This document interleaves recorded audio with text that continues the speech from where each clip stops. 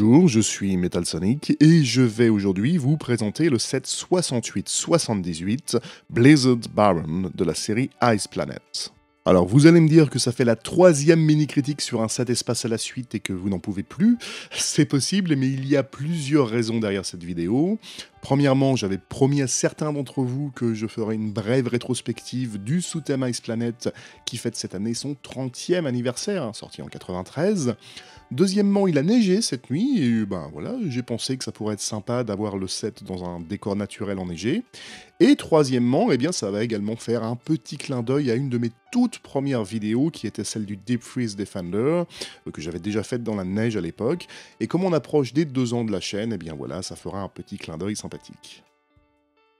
Le Blizzard Baron, ou en VF l'engin spatial d'observation sur ski, ça ne s'invente pas, contient une seule figurine, un astronaute Ice Planet, qui a, comme vous le voyez, connu beaucoup de missions, parce que je l'avais quand j'étais enfant, et même si j'étais généralement très soigneux avec mes jouets, j'ai énormément joué avec celui-ci dans la neige. J'habitais en montagne, je l'avais déjà dit, et comme vous le voyez, le casque est très abîmé, le torse et les bras sont craquelés. Mais bon, c'est du patrimoine tout ça. J'ai toujours trouvé, ceci dit, que ces minifigs se démarquaient beaucoup de tous les autres personnages qu'on avait dans la série, dans toutes les séries espace en fait, M-Tron, Blacktron, Classic Space, principalement grâce à leur visière, bien sûr. C'était la première fois qu'on avait une visière autre que la visière toute simple que l'on a toujours aujourd'hui. Vous voyez qu'il avait une sorte de visière plus proéminente, avec une antenne sur le côté et un petit micro sur la droite. De la même manière, le torse était vraiment très détaillé avec des marques de gel sur le col et le logo Ice Planet qui est plus ou moins le logo Classic Space avec de la neige dessus. Le visage lui aussi était vraiment réussi et même s'il gardait les 2 yeux et la bouche basiques des têtes ordinaires qu'on avait eues jusqu'à présent, les cheveux blancs un peu dans le vent donnaient à la figurine un côté un peu aventurier et héroïque qui rendait très bien. On retrouvera d'ailleurs ce visage quelques années plus tard dans la série Western. Le vaisseau, quant à lui, est plutôt bien conçu. C'est une sorte d'hybride entre un chasseur léger et un scooter des neiges. Il est d'ailleurs monté sur 6 skis qui lui permettent vraiment de bien glisser sur un terrain enneigé, même si, à mon avis, Lego ne l'a pas conçu pour ça à la base. Que voulez-vous, pour moi, la série Ice Planet est vraiment synonyme de mon enfance lorsque je jouais avec dans la neige, bien sûr. Les lignes du Blizzard Baron sont assez profilées, mais plutôt originales. On remarquera par exemple la construction avec les 2 ailes qui sont inversées, qui sont mises à l'envers, ce qui donne à l'ensemble un côté un peu plus costaud. De part et d'autre, nous aurons également 2 gros réacteurs, ou canons laser, au choix, et bien évidemment toutes les pièces orange fluo transparent qui sont finalement représentatives de la série Ice Planet. Quand on parle de ce thème, la première chose qui va vous venir à l'esprit, c'est bien évidemment cette couleur, qui en réalité n'a été qu'assez peu utilisée, mis à part pour représenter des flammes, ou bien entendu dans la série Nexonite il y a quelques années maintenant. La verrière principale en forme d'arche pourra s'ouvrir en s'inclinant vers l'avant et ainsi permettre au pilote d'accéder aux commandes. C'est une fonctionnalité et même une pièce que l'on avait pu trouver dans beaucoup d'autres sous-thèmes espace précédents, que ce soit M-Tron, Blacktron ou même Futuron. Par contre, c'est vrai que l'utilisation de cette pièce, en général, laissait les côtés du véhicule vraiment très ouverts, lui donnant un côté assez peu carlingué. Ce qui n'est pas très grave quand le but était de représenter une sorte de speeder, un peu comme le Supernova 2 Blacktron par exemple.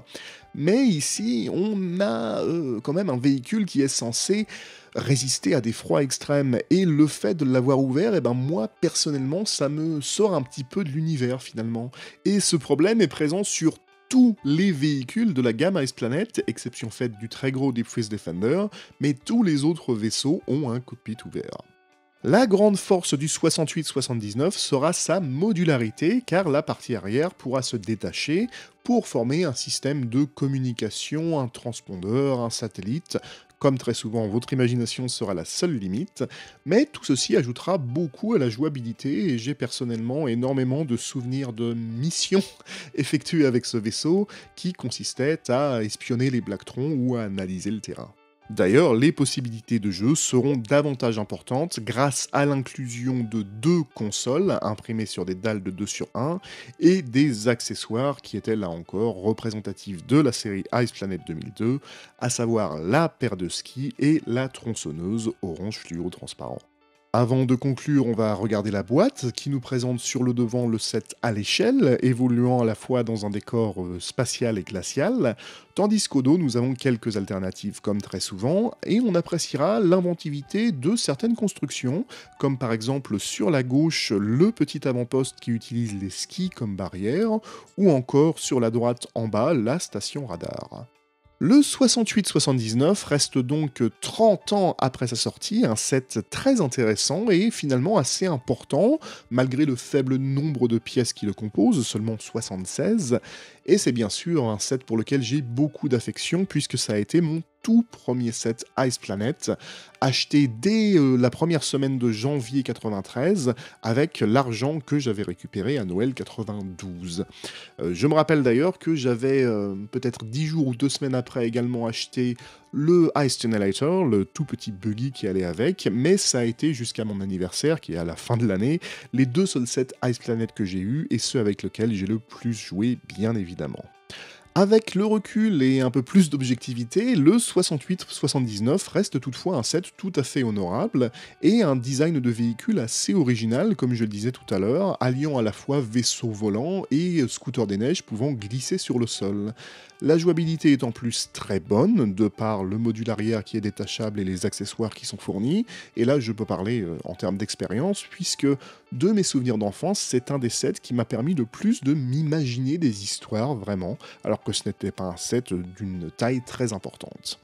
Pour ce qui est du côté négatif, eh bien l'habitacle ouvert, comme je le disais, personnellement, ça m'a toujours un peu sorti finalement de l'ambiance Ice Planet.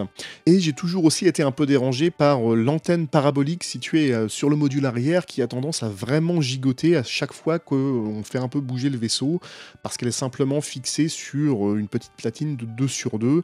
Et voilà, l'ensemble des pièces était quand même un peu trop lourd pour que ça tienne de manière stable.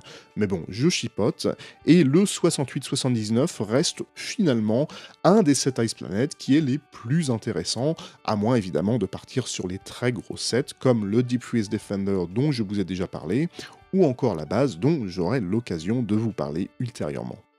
D'ici à la prochaine fois, prenez soin de vous, n'hésitez pas à me dire ce que vous avez pensé du 68-79 Blizzard Baron en commentaire, et je vous serai également reconnaissant si vous preniez le temps de vous abonner à la chaîne pour ne manquer aucune de mes prochaines vidéos. A très bientôt.